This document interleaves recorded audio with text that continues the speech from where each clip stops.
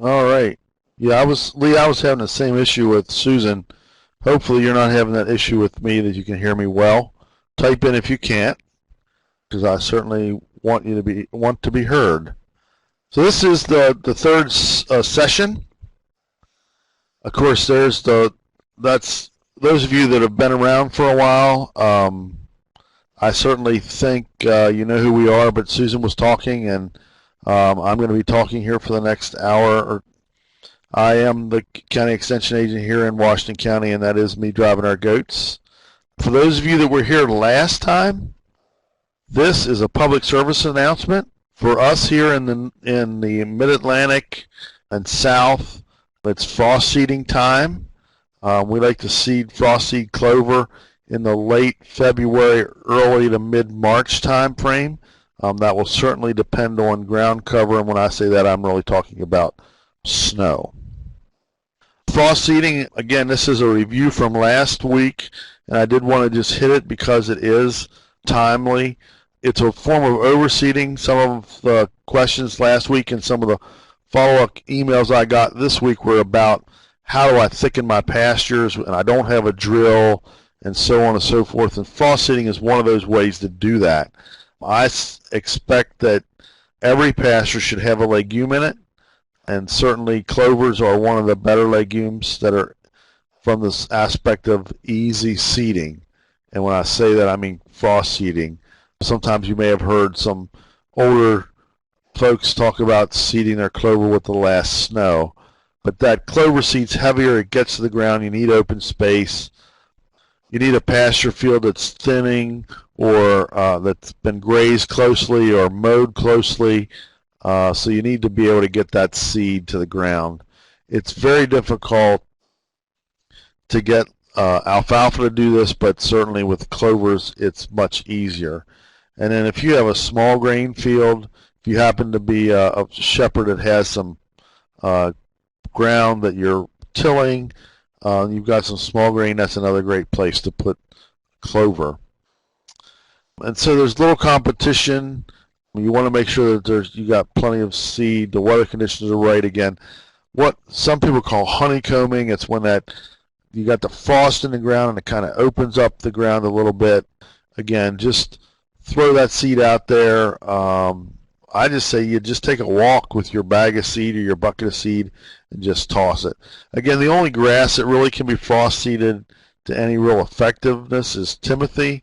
And if you remember last week, you know I'm not a great big fan of Timothy, but it is a harder seed. It is not as fluffy as most of the other grass seeds.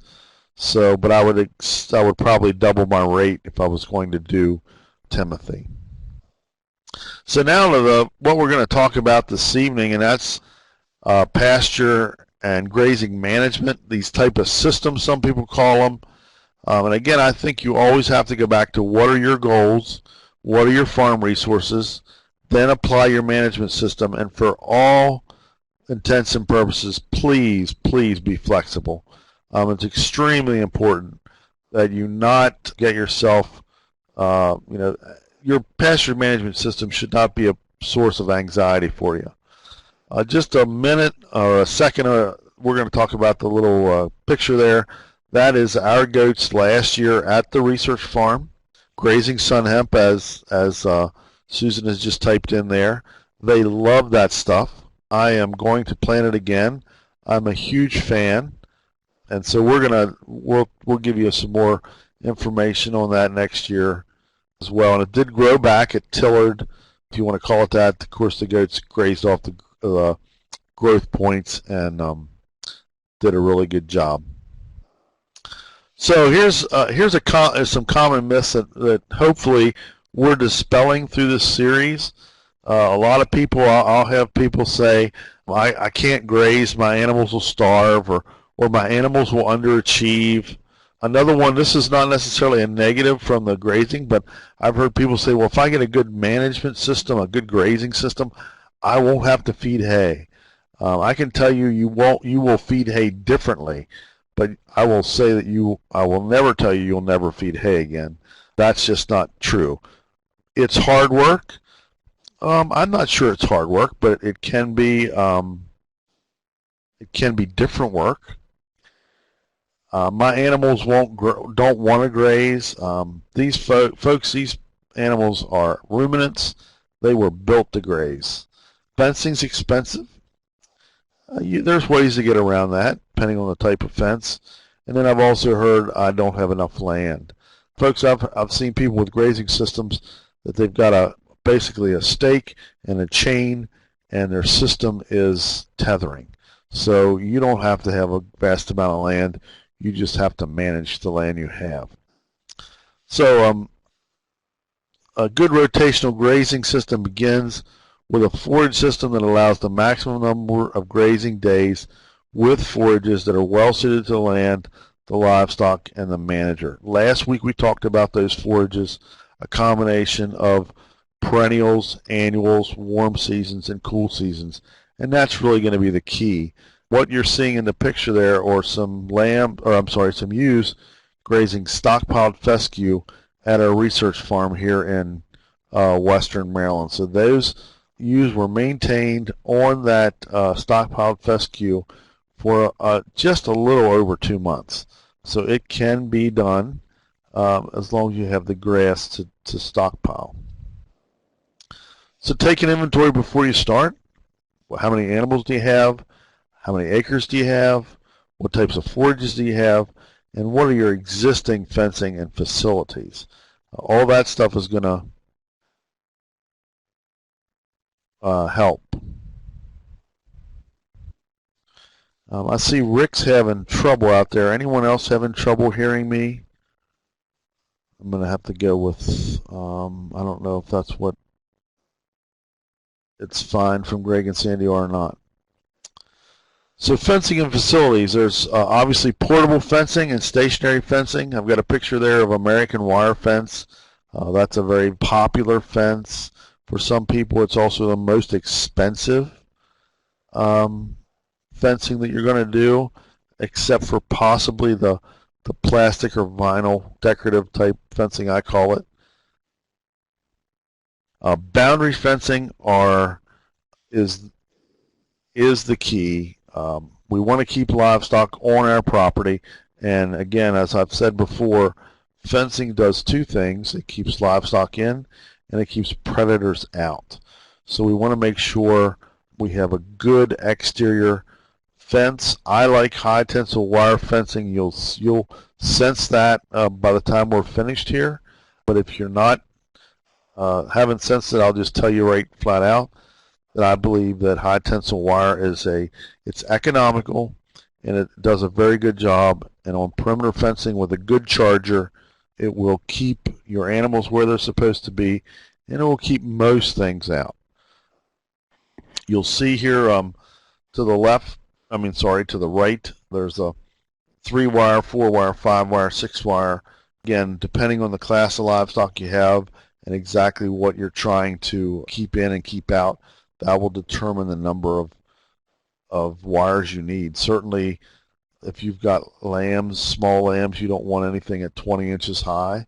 But certainly, and if you've got dogs or other predators, you want that 6-inch wire for sure, and you want it to be hot. You want to make sure that they don't like it when they hit it. Internal fences may be permanent or temporary. I hate to sound like a broken record, but I know I've said it before. Temporary first, please. You will not be nearly as frustrated with yourself if you start with temporary interior fencing, and then if you want to go to permanent or semi-permanent, it will certainly be a good idea. Again, livestock dogs are great, and I will get to the charger piece, Joy, soon. Types of temporary fencing, of course, polywire is my favorite for most classes of livestock. If you've got equine, a lot of people like polytape because it's more visible, and equine tend to be one of those creatures that will fight as opposed to, if they get tangled, they will continue to fight, where if they're not, bovine or something like that, tend to just give up a little bit and kind of wait for you to rescue them. Electric netting, there's lots of positives and negatives about electric netting. It certainly does a great job, but again, it's something that managers can be frustrated by. And again, that's a personal decision. I like electric netting, except I hate to have to move it. So I'd want the more, shall we say, semi-permanent if I'm going to use netting for interior fencing. It does a great job of keeping lambs where they're supposed to be and keeping things out as well. So some of the benefits of temporary fencing, it allows you to be flexible. You can make those paddocks, those cells, whatever you want to call them, different sizes. That will means in the springtime we got lots of grass. We can make them smaller. We can move them more rapidly.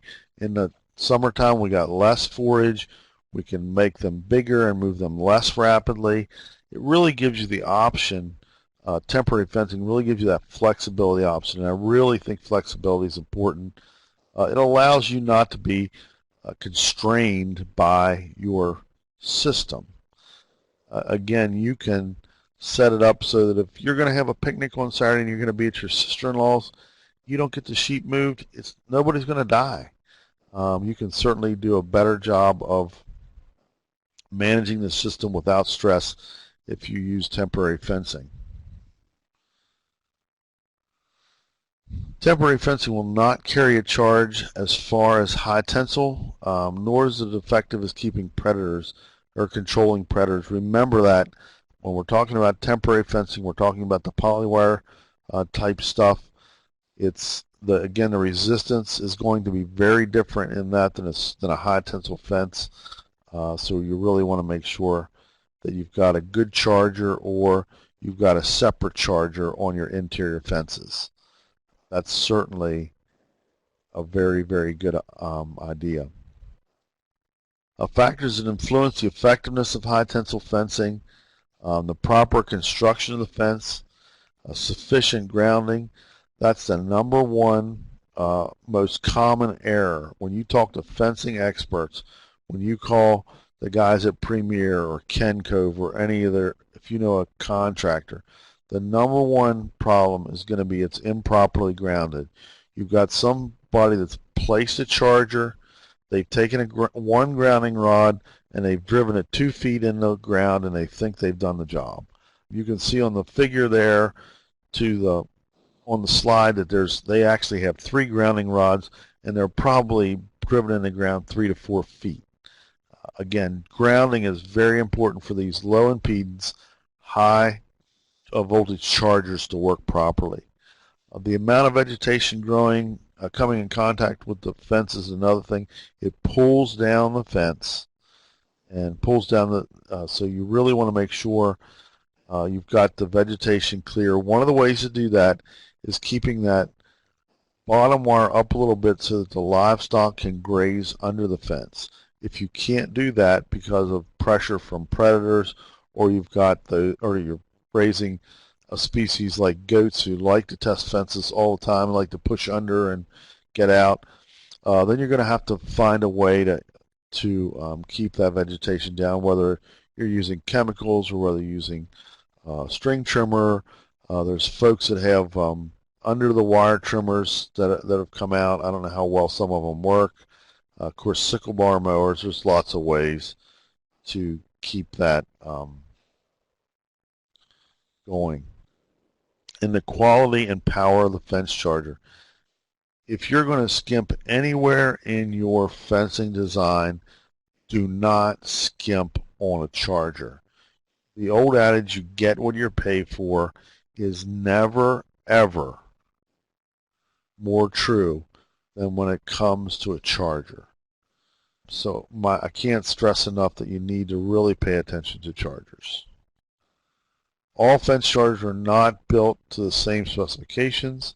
There's no uniform standards for these, so it's really difficult to compare one to another. The best way is talk to a shepherd or another grazer that you know, ask them about the charger they're using, ask them how it's been working for them. Make sure they're keeping in the same class of livestock. Don't ask a cattleman if you're a shepherd, because he can keep his livestock in with a very different charger. Hogs are very sensitive to electricity, so you can use a much different charger to keep hogs in. And you want high energy, low impedance chargers. Those are the ones that really burn when they hit you, but it doesn't, it's a really quick pulse. One other thing I will say, you'll hear the word joules sometimes as a rating. Again, the higher, joule is a measure of stored energy charge.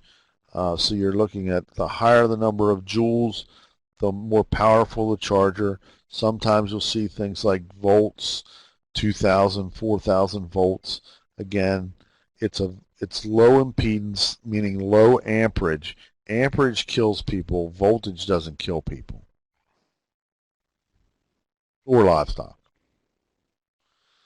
Waters are another thing that will really limit or heavily influence your grazing system, and we're going to get to the different types of systems here.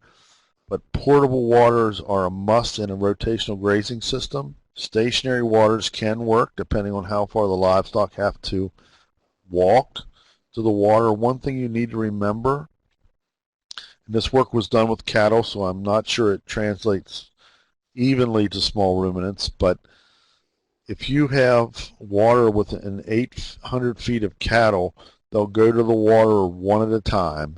If you have it further than 800 feet, they'll go in a group. So the water that you see that's a 55-gallon drum cut with a Job valve in it on this slide will work in a system where you've got water in the paddock and the animals don't need to walk very far. That water will not work if the animals are going to come to the water in a big group, because what's going to happen is you're going to get pushing and shoving at the water, and before you know it, the water's been knocked over because it's been the fill can't keep up, and you're going to have a mess, and you're not going to get really what you're trying to get to, and that is we want to make sure that there's water available for the livestock. So there's many different types of grazing systems, and you can see them there. I've got them listed, but we'll talk about them each individually as we go. Continuous, controlled, a simple rotational grazing system, an intensive rotational grazing system, and then strip grazing, creep grazing, and prescribed or targeted grazing are types of rotational grazing systems, as well as mob grazing, which didn't make this slide, but we will talk about when we get there. So continuous grazing is a one pasture system. It's what I affectionately call, we turn the livestock out in the spring and we collect the survivors in the fall.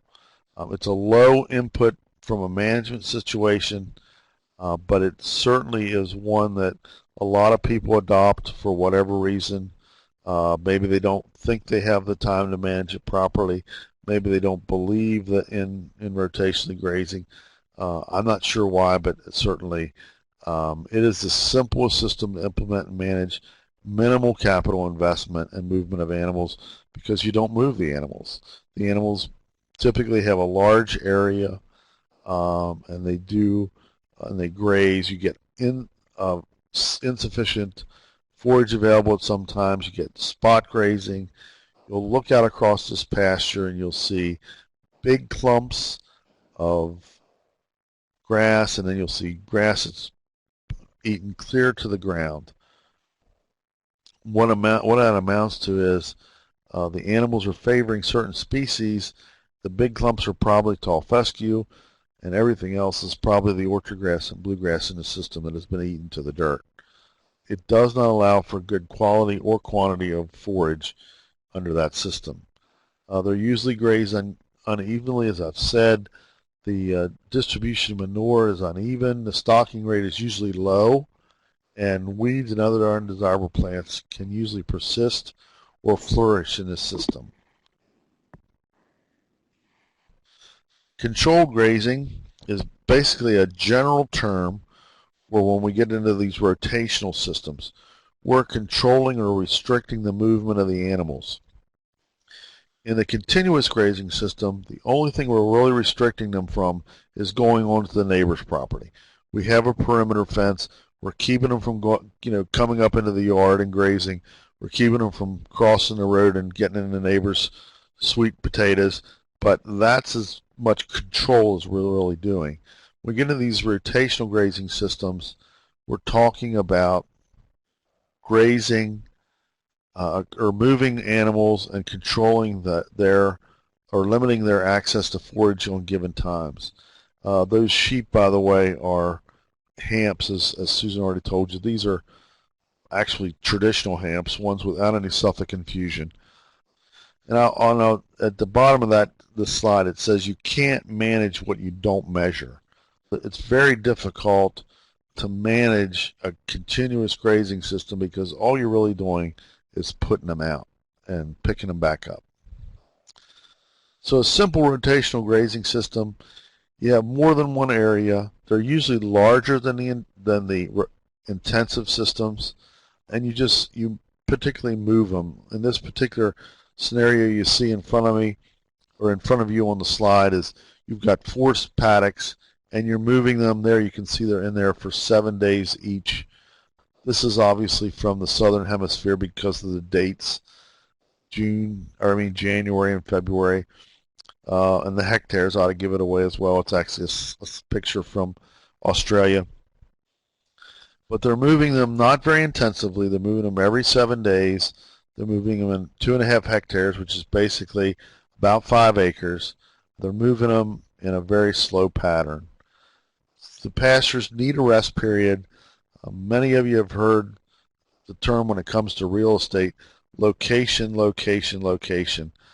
I've tried to cop that a little bit with rotation, rotation, rotation, but actually it's rest. Rest is the most important piece of this puzzle because the grass has to regrow, and the way we do that is we allow it to rest and get the animals off of the pasture so they're not eating it. The longer a pasture rests, also, you can get the lower the susceptibility of reinfecting the animals that are grazing with larvae. So in intensive rotational grazing, we have multiple paddocks, or multiple pastures, oftentimes called paddocks or cells. You'll hear the word cell grazing. You'll hear the word paddock often used. These are just smaller. Basically, you've got similar to what the continuous grazer has. He's got this big area, but now you're dividing it down into smaller areas. And you're going to move the animals more rapidly. You're going to move them based on forage growth. This is where you're going to become a grass manager as well as an animal manager. Never's a long time. You really should concentrate on not grazing less than, in your grasses, under 4 inches. You need 4 inches of aftermath left in the pasture. There's a few reasons for that, but the main reason for that is where the grass plants store their carbohydrate reserve for regrowth. Many people believe that the reserve is held in the roots. That is not the case for grasses, most grasses. Some of the rhizomial grasses, it's different. But most of our cool season perennials, the carbohydrate reserve is in that last 2 inches of stem. So what we want to do is we don't want to take 4 inches off. If we leave 4 inches of that growth there, then we've got the carbohydrate reserve for regrowth. Also, in that last 2 inches, in addition to carbohydrate reserve, that's where the worm larva is. So if we can keep those animals' noses up and leave 4 inches, we're going to be much better off. Again, we're going to try to rotate every 3 days, and that's because that's when grass starts to regrow. So if we size our paddocks so that we're ready to move the livestock in 3 days, we will not allow that grass regrowth to be nipped off, because just remember, sheep, goats, livestock in general are just like children. What they want to do is eat the candy, and the candy is that fresh shoot that comes out of that plant regrowth. So we want to really restrict that. Again, you can get away with 5 to 7 days. if your stocking density isn't as great. But 3 days is kind of the ideal. Again, one of the reasons why many people don't go to intensive rotational grazing is because they've heard about these New Zealanders that are moving cattle every 12 hours. Folks are dairy farmers are milking. Sure, they're moving them every 12 hours. They've sized their paddocks to do that. They bring them into the shed, they milk them, and they turn them out into a fresh paddock. We don't have to do that with sheep and beef cattle and goats and camelids or whatever you have. We can make it work for us, but we do want to make sure we're managing the forage as well as the animal. You can actually increase the forage output per acre by intensively rotationally grazing. That seems counterintuitive, but actually by allowing that regrowth, you're going to get more growth than in that continuous grazing system, because remember, you're starving that plant by grazing it too short. The other thing is stocking rates are typically higher, so you can get more animals on the same amount of land, and the manure is more evenly distributed in the paddocks. Weed control is better because animals will eat plants that they wouldn't normally eat because those weeds will be younger, tender, and more palatable. The reason a lot of these quote-unquote weeds are not eaten by livestock is because they've got some size on them. The alkaloids in them might be too strong, or they might be too stemmy, or they might be too thorny. So if we can get those animals into that paddock early enough and keep those weeds vegetative, just like we keep our other plants vegetative, we'll be able to continue to do a good job of weed control. A lot of times people will use goats and sheep, but to a greater extent goats for weed control, and we'll talk about that a little later when we get to prescribed grazing. Now, intensive rotational grazing does require a higher degree of management skill. So if you decide you want to get into intensive rotational grazing, my suggestion is start slow. Don't put your system into effect that's going to discourage you. So do not put yourself in a situation where you're going to be moving your animals more often than you want to. Size it, and again, that's the beauty of temporary fencing. Size your paddocks according to the number of animals you have and the class of animal you have. Remember, that lactating doe or that lactating ewe and those growing lambs are the highest class of animal on the farm. They're the ones that need the best nutrition. They're the ones that need that high quality forage. So again, those are the ones we're going to worry about, making sure that we got good grazing out there. It's not going to be as important for yearlings or bucks that are not during the breeding season. So we can really, again, if we're going to slow our grazing rotation down, it will depend on the class of animal we're doing it. Initial costs will be higher due to the fencing materials and water distribution system. Again, if you're putting out water lines for portable waters, there's going to be a greater cost there. Providing water and shelter in each paddock can be a challenge. In some cases, shade is not necessary, but water is necessary. In some cases, certainly, remember, you have to remember with livestock, there's a thermal neutral zone, and basically it's very different than what we as human beings have. Animals start to show heat stress above 75 degrees, and they'll start, again, cooler weather is better for them than warmer weather. What we want to remember also is water, providing fresh, clean water in the paddock will also reduce the need for shade and shelter. But sometimes good livestock managers choose to have what they call their July paddocks, where they'll make sure that those animals are in those paddocks on the very hot days in the summer so they can get some shade. We don't want to create muck and slop holes and congregating areas or whatever you want to call them, but we do want to remember the welfare of the animal And when it gets hot and humid like it does here in Maryland, again, this may be a very different situation for those of you in the upper peninsula of Michigan or the folks out in Idaho. It could be quite different. But for us here in the mid-Atlantic, we can get temperatures over 100 degrees and humidity over 85%. Those animals need shade at that point, and they need plenty of water as well. Strip grazing is another form of rotational grazing. It is basically, depending on what you're grazing, you can put a temporary line in front of the livestock, and as you move them forward, you can put one behind them, or if you're grazing crop residue, you probably wouldn't put one behind them. There's lots of folks out there that if they have good relations with their neighbors, and their neighbor's a grain farmer, there's plenty of crop residue that gets left in the field that could be easily used to overwinter or shorten the forage needs or whatever you want to call it.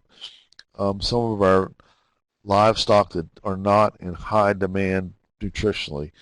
Think of that early gestation ewe, yearling, so on. They can easily be overwintered, or at least partially overwintered on corn stalks and such things. And strip grazing is the most efficient way to do it. Yes, you can turn them out in the cornfield and let them have all of it, but if you use strip grazing, you can certainly get a much more efficient use of that ground. This is also another great way to graze winter annuals like barley or ryegrass. You can move them across the field. They get good grass or fresh grass. The mob grazing system, which we're going to talk about later, is a modified strip grazing system, and you can certainly utilize you will utilize this, but you'll move that wire short distances more often in mob grazing. In this case, I would give the animals, depending on how often I could go to the field, I would give them probably 1 day's worth, and then I'd move it and give them another day's. And again, if it's a cropping system where I want to protect it, I'm moving that water down and I'm putting a break wire behind them. If it's crop residue, I'm probably not putting a break wire behind them. So I'd only move that stock water when it becomes a distance to travel. And again, that's influenced by the number of people that we're going to have, or I mean number of people, listen to me, the number of animals we have in that pasture and how far they've got to walk, because we don't want everybody coming to that watering trough at the same time. Creep grazing is just a method of allowing the younger animals to get the best forage, so we kind of put that bottom wire up a little bit and allow the lambs to scoot in or the kids to scoot in, or we can put a creep gate as you see there in the picture. That's actually a gate that allows smaller animals to get through and keeps the ewes back. Again, we're going to do that when our forage on the other side of that wire is of much higher quality. Basically, if you want to think about it, what I call it is we allow those lambs to go in there and cream off the best. Again, that's a high demand animal in our system. That growing lamb, that growing kid, we really, really want those animals to get the best forage because they can put it to use the best. Then we'll bring our lambs, or sometimes you'll hear people talk about leader-follower grazing. This is one method, but the other thing you'll do is you'll allow the lambs to go in and creep. You'll bring when it's time to move, you'll bring the ewes in with them, and then when it's time to move the ewes and lambs, then you'll bring yearlings or some other lower demand animal in behind that. So it certainly is, just one of the pieces in the puzzle. You want to think about grazing systems. It's just a jigsaw puzzle, and you're trying to put it together on your farm. It's not cookie cutter. It's not, you may not be able to do the same thing that your neighbor does because of topography, because of forages, or whatever differences there are. I do believe it's a good idea to get yourself a friend, mentor, whatever you want to call them, maybe just someone that you can bounce ideas off of, But when you get into grazing, we tend a lot in agriculture to like to, shall I say, suffer in quiet desperation. I think it really does help if you get a group or some folks that are of like mind to talk things out. Here in Washington County, we have a grazing group called the G7. Nothing magical about it. We started out with 7 members. G stands for grazing. That's the secret. There's actually 9 members in it now. We just don't change the name every time we add or subtract. We get together once a month. We go to a different farm every month. We walk the pastures. We talk about what's out there. We challenge the owner. They ask questions, or the manager, they ask questions. And we do that throughout the growing season. And it really does seem, the group really does seem to feel it's been beneficial. And we've brought in new grazers and kind of mentored them. So it has worked out very well. And I would suggest no matter where you are, you try to find a good group of folks that you can just bounce ideas off of. Targeted or prescribed grazing. This is one of those things where animals or livestock are used to manage a property. I've heard in Vermont they graze the ski slopes. Again, they're just vegetation control.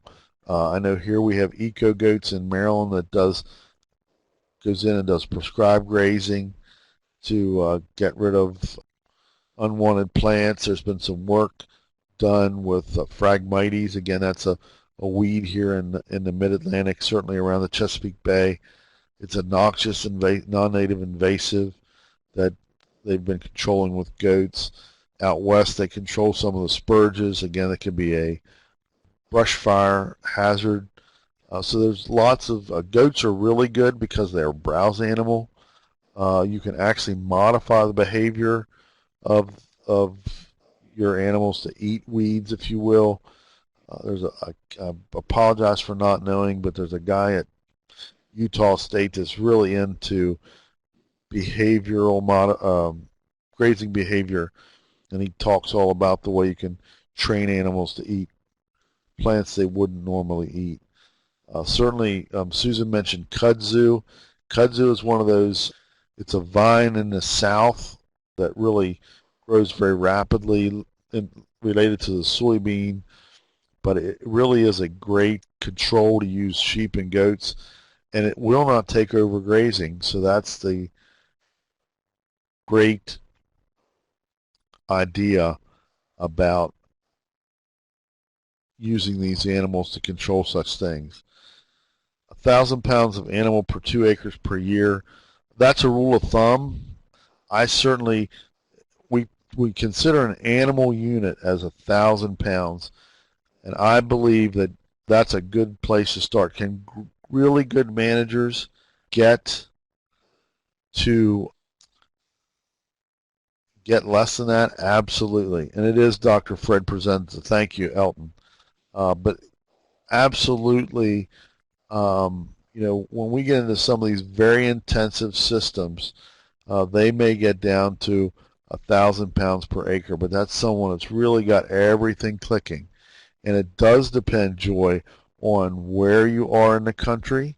That's certainly not going to happen out in Montana or Wyoming. They're not going to get to 2 acres per year. But in Sparks, Maryland, that's very doable. But again, those are some of the things that you're going to have to remember. When I make statements, they are generalized to the Mid-Atlantic and more specifically the Maryland, Pennsylvania, Virginia, West Virginia area. You certainly can't do that in some of the other areas. When you get to the south, if I'm using coastal Bermuda and annual ryegrass, or if I'm using annual ryegrass and some of the Sudan grasses, I'm thinking I could probably do better than 2 acres per 1,000 pound of animal. But again, I don't live there and I don't do that, so I'm not sure. And again, weather does play a very big part of that, because we get here in the Mid-Atlantic 35 to 40 inches of precipitation annually.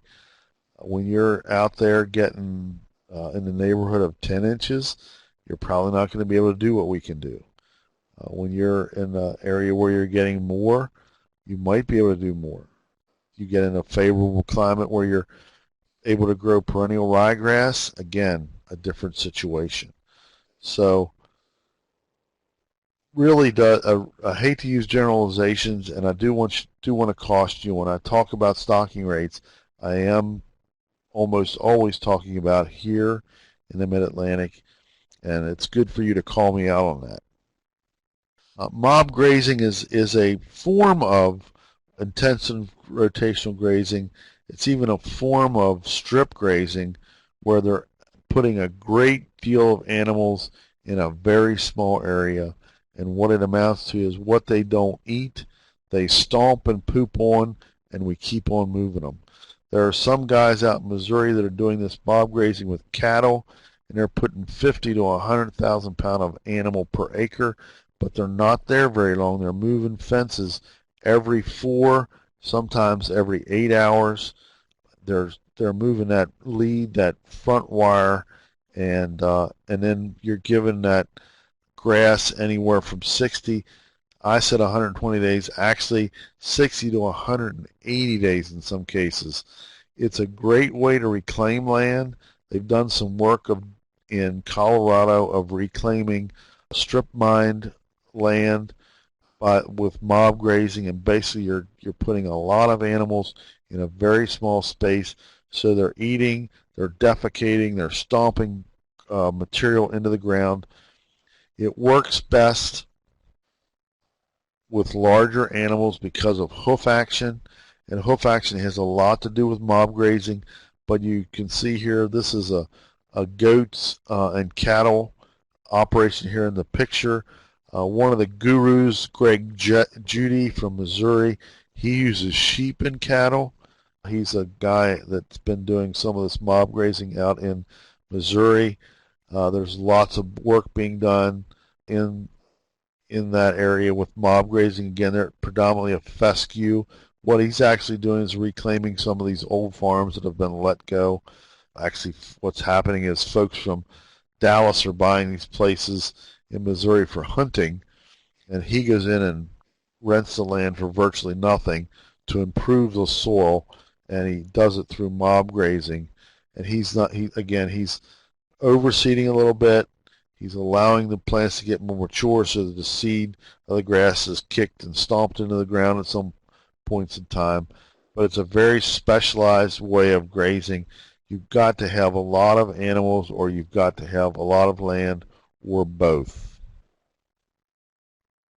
Some of the benefits: it allows more animals on smaller, the same or fewer acres.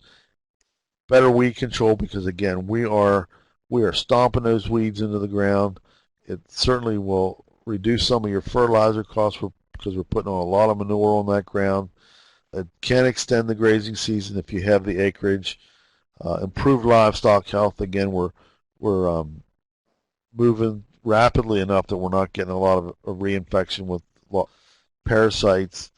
There's more plant diversity, and again, one of the big selling points is the soil health piece, adding organic matter. And the question about, is mob grazing about wringing every bit of food out of an acre and then moving on? No. Actually, mob grazing is about the synergy of the animal and the plant, and actually adding organic matter by tromping that stuff down. The seeds under it, it becomes a natural thatch, and so that's kind of what's going on with mob grazing. Year-round grazing is possible even in cold climates through extending. Again, we've talked about, and year-round grazing is a relative term. It doesn't necessarily mean we're not going to feed supplemental feed, but with tall fescue, we can extend our grazing season into the winter. With small grains, root crops like brassicas, crop aftermath, we can extend our season. With warm season grasses, we can fill that summer slump, and using crop residues, again, extends the season. Multi-species grazing, again, you've got the fact that You've got cattle and sheep in this particular picture. The cattle eat certain forages. The sheep complement that by eating other forages. Again, I know Bob Hendershot out in Ohio has reclaimed some multifloral rose overgrown pastures by using cattle and goats. And basically it's taken them less than 3 years to do that. So it's a very good method of reclaiming land as well using multi-species. Additional benefits, of course, is parasite control. Sheep, cattle, horses, they don't share the same parasites. Of course, sheep and goats and other camelids do. Homunctus contortus, which is the barber pole worm, is the #1 issue for small ruminants. Grazing systems.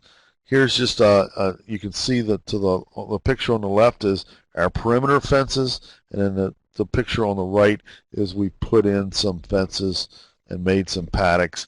And then I would even say that inside those paddocks you're going to take temporary fence, and because what you see now are semi-permanent, and then you're going to block those off with some temporary fencing.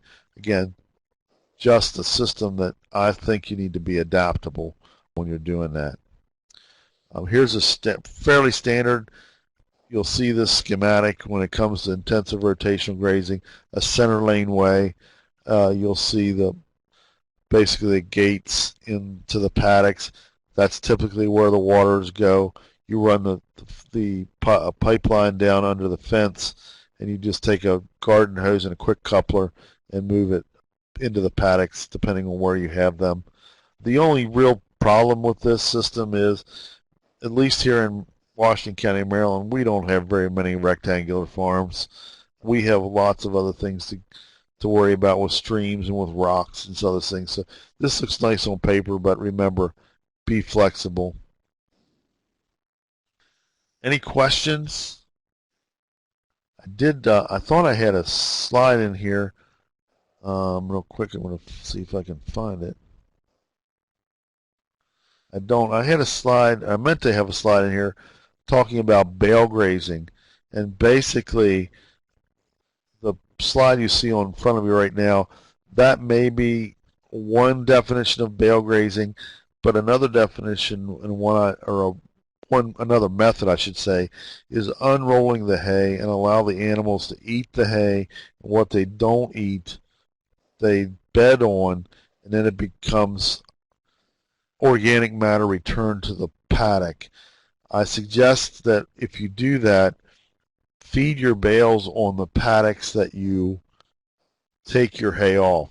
So if paddock 1, 2, and 3 is where you mowed your hay, then in the wintertime, paddocks 1, 2, and 3 should be where you feed your hay back on. That way you're kind of closing the loop, if you will, when it comes to the fertility part. Christina asked about, is there a place for more examples? Absolutely. What I was considering doing and what I will do is, before I upload this to SlideShare, I will put a page with references on it. There's tons of references that I utilized when putting this PowerPoint together, and I will certainly, and Christina, Kentucky, Gary Lacefield at the University of Kentucky is a great forage guy, probably one of the best in the United States. Last week we talked a little bit about forages, and I suggest that most people from the Mason-Dixon line south buy Gary's book called Southern Forages. It's a great reference. Is there a way, Mary asks, is there a way to find out if the fescue has the endophyte? The answer to that is yes. You can send a lab to Auburn University. I don't have that, but maybe Susan can put the URL up if she finds it real quick.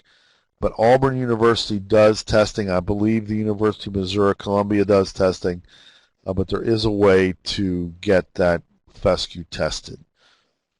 Buying someone else's hay brings fertility to your farm. You're absolutely correct. When you import hay, you are importing nutrients. and nutrients from somebody else is always a good thing, because if you actually factor in the fertilizer value of hay, you can probably pay more for hay than you think you can. Let's see, Andrew bought 76 acres.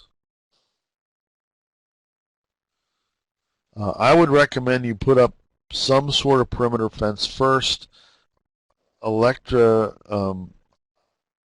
again, I really want my perimeter fence first, and a permanent fence. Then you can control those sheep in that 76 acres with 2 strands of polywire, and you can really do a good job of moving them around. I think it's a great idea to, that way you can be flexible. Again, don't get too excited about putting up a lot of permanent type interior fences. I would suggest that you check with your local extension agent regarding the fence contractors. Talk to your local extension agents or your local soil conservation districts. They have a way, they have a list of contractors that they work with. A lot of fence, at least in Maryland, can be cost shared through the EQIP program and a few other programs, so they already have a list of contractors that they work with.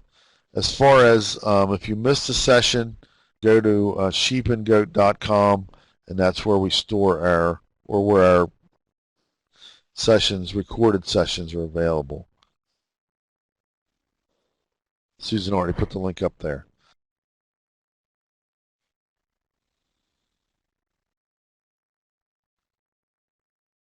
I will be happy to continue to answer questions as they come in. If I missed one up the trail somewhere, please go ahead and type it back in, because don't assume I saw it. I really appreciate the compliments. We do, if you probably haven't figured it out, Susan and I enjoy our jobs, and we certainly like to help you. No, this is not the last pasture webinar. We have 2 more, and actually, I apologize for that. The last slide says next week, you can't see it, but you can certainly enjoy those lambs grazing that alfalfa mix. Next Wednesday, we're going to talk about pasture nutrition, because pasture, I've seen that a lot of times we do have to supplement when we're feeding pasture based on the nutritional needs of the animal. Well, yeah, that's the nutrition of the animals, by the way, we're talking about. Dwayne, I actually was in Broadway, Virginia, and saw Greg Judy talk at a Virginia Forage Council. I think is who sponsored that. He does a really good job of explaining it and what he's been able to do out there in Missouri. One of the really best ways to remember is that brittle environments really work well for mob grazing. When I talk about brittle environments, we're talking about dry environments. That is an alfalfa field, Kathleen. There is grass mixed in there. Yes, you can graze alfalfa. It works very well to graze alfalfa. There's a couple things you don't want to do if you're going to graze alfalfa. You never want to turn anybody in to an alfalfa field that's hungry.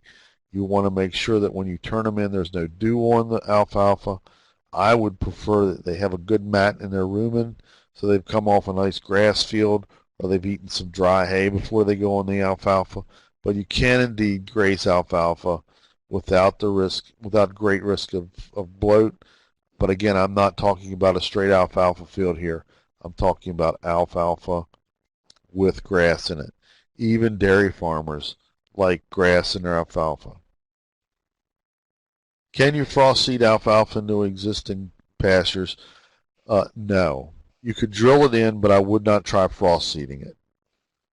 If you want to drill it in mid-March, that would be okay, but frost seeding it won't work with alfalfa. The question about the phytoestrogens, typically the culprit with phytoestrogen is red clover. Not so much, again, alfalfa, ladino clover, and red clovers. Legumes do have phytoestrogens in them. The biggest culprit with phytoestrogen is red clover. Then you get down with others as well.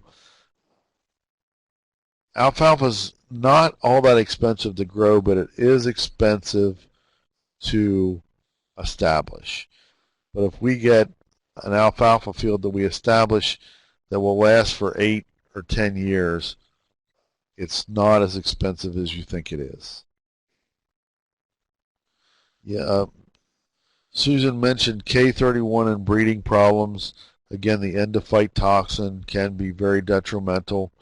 It usually results in early embryonic death, where with alfalfas and the phytoestrogens, you get other issues with the breeding. I'm not sure what the question is it a supplement type of feed? Can you frost seed hairy vetch? You can. Again, we want to make sure that the hairy vetch is inoculated, and we want to make sure that it gets good soil to seed contact. Phytoestrogens are typically not a problem in cattle. Part of that may be the different breeding seasons, but also it is, again, we've got the size of the animal and again, when you have a smaller animal, the amount of phytoestrogen in the plant on a percentage of body weight is going to be greater. So you're going to have less of a reactivity in a 1,000 or 1,200 pound cow than you are in a 150 pound ewe. As far as, I'm thinking your question is alfalfa a nutritional boost but not a constant source of feed? In most cases, it probably will be, because you're not going to, most people are not going to have an issue where they want to plant their whole farm in alfalfa. I mean, alfalfa would be great to have a paddock or two, but again, not something that I would worry about too much. Again, finishing lambs, flushing, we often use a really good vegetative grass with some legumes in. Again, remember, dilution is a solution for pollution, but you get that, put that on there, and you get, again, we're raising the nutrition level so we get more ovulations, we get more twinning, and so on. And there's actually folks, Susan mentioned finishing lambs on alfalfa. There are guys that finish steers on alfalfa. It can definitely be a good source of forage. It is hard to beat orchard grass clover pastures. They are definitely my favorites for small ruminants. If I was a dairy farmer, I'd have some alfalfa in my orchard grass, and as you've probably figured out by my speaking the last 3 sessions, that I do tend to go back to where I'm from. So dairy farming usually gets in a conversation somewhere. But certainly, I like the cornerstone of my forage program is going to be an orchard grass clover pasture. Fescue is great for stockpiling. Fescue and clover, you can go in there and, again, graze in that summer season. They're going to be primarily eating the clover, then let it go down and go ahead and stockpile it for the winter. Again, dairy ewes grazing alfalfa, 1 hour a day. Again, they're limit grazing them for probably a number of reasons, but not the least of which is very high in protein. Whenever we're talking about animals reproductively, another thing we haven't talked about is what we call milk urea nitrogen, urea in the bloodstream. We have to have more in order to metabolize that extra urea in the bloodstream. We have to have extra energy, so we really want to be careful with overloading our systems with protein.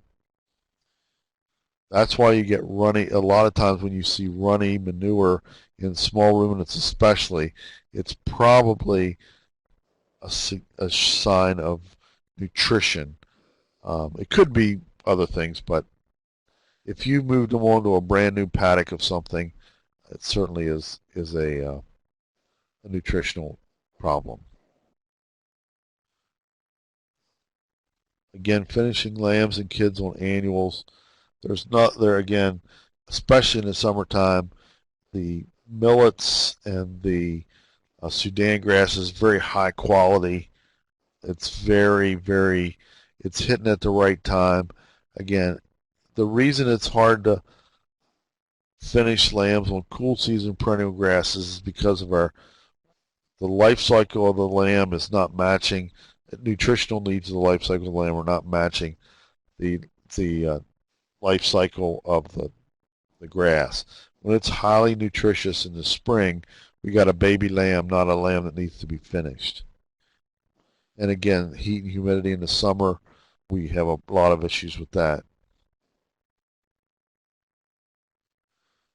When it comes to resting pastures, again, the wintertime is not going to be an issue so much because, again, when we talk about larvae and those nematodes, they need moisture and heat. So your summertime is going to be, here in the mid-Atlantic especially, we have great days to grow worms. So we really want to be careful with that. But 60 days is typically long enough. And again, depending on your pasture management system, you can come back in a pasture in 30 days. But again, when you don't want to graze it real tight, you want to keep it up. Again, leaving that 4 inches. You know, if you've got a heavy infestation or you think you do, leave 6 inches in the field.